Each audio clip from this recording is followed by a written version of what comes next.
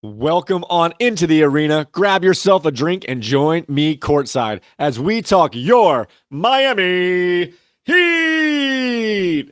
Thank you all for joining me today for another edition of Miami Heat Basketball Beat. I am your host, Michael Furley, and I am very grateful that you guys are joining me today. Just coming off the end of the Miami Heat facing the Chicago Bulls in the 9-10 playing game, where the winner of this game would have a chance to earn their way into the playoffs by playing and defeating the Atlanta Hawks on Friday night. But before we get there, let's find out who won this game. This is the third straight season that the Miami Heat are facing off against the Chicago Bulls in the play-in tournament. But this time, a little different. This time, we're playing on the 9-10 game instead of after losing the 7-8 game. And spoiler alert here, Heat win.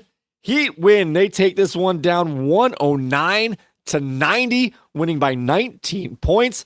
And it got off hot for Tyler Herro and the Miami Heat, as Herro finished the first half shooting 8 for 8, including 3 for 3 from three-pointer and 4 for 4 from the free throw line.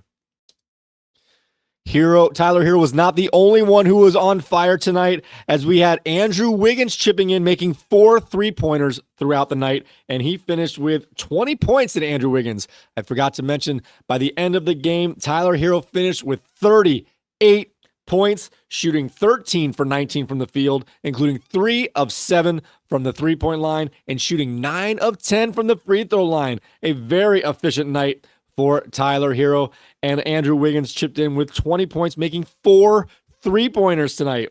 And we can't forget Davion Mitchell off the bench was also perfect tonight, scoring 15 points, shooting 5 for 5, making 2 out of 2 3-pointers, and he shot 3 of 4 from the free throw line as well.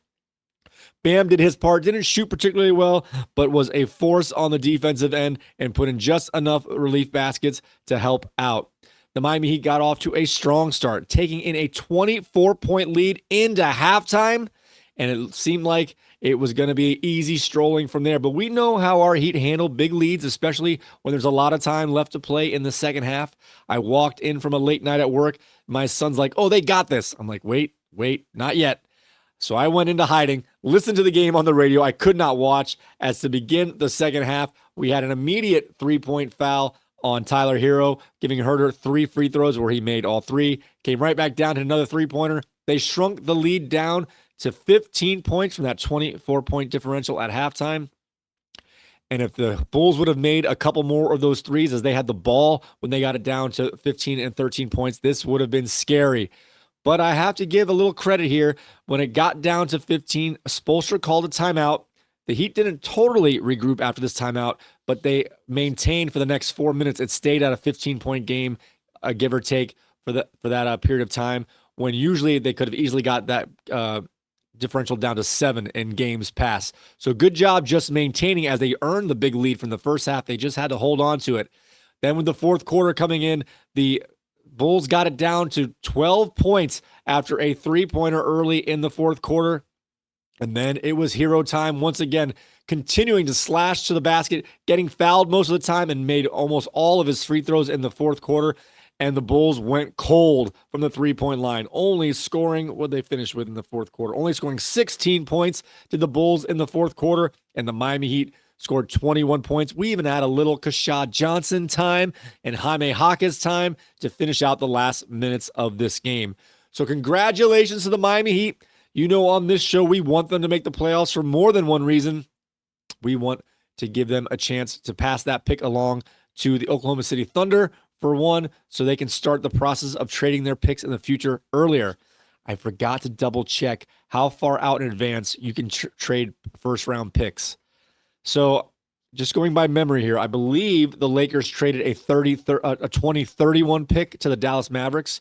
So my guess is that's as far as you can go. But once the calendar year starts, I'm assuming you can start trading those 2032 first-round picks. So the earlier we get these picks off of our books, the ones we're going to give away anyway, to Oklahoma City and to the Charlotte Hornets, then we can start from the back end of our length here, trading those picks out. It means we could trade this year's Golden State pick, and then we could trade a 2030 and a 2032 pick, and it won't clash with any of our picks that we already are giving up to other teams. And that way we can make trades for some better players. All right, guys, congratulations to the Heat. Took this one down 109-90. I'm a little nervous, not sure if they can string 2 wins in a row, but they're going to have a chance to make the playoffs as they're facing the Atlanta Hawks on Friday night. And the winner of that game will be the 8th seed playing up against the Cleveland Cavaliers, while the loser of that game, their season will be over. So let's root for the Heat to make one more win. Let's get in the playoffs, guys. Give us something to root for here. Let Tyler Herro see what he can do. All right, guys, thank you for joining me once again. We'll have another show as the Heat are still in it so far. With that being said, guys, may you please make your free throws and may your coaches' challenges be successful. And we will see you next time.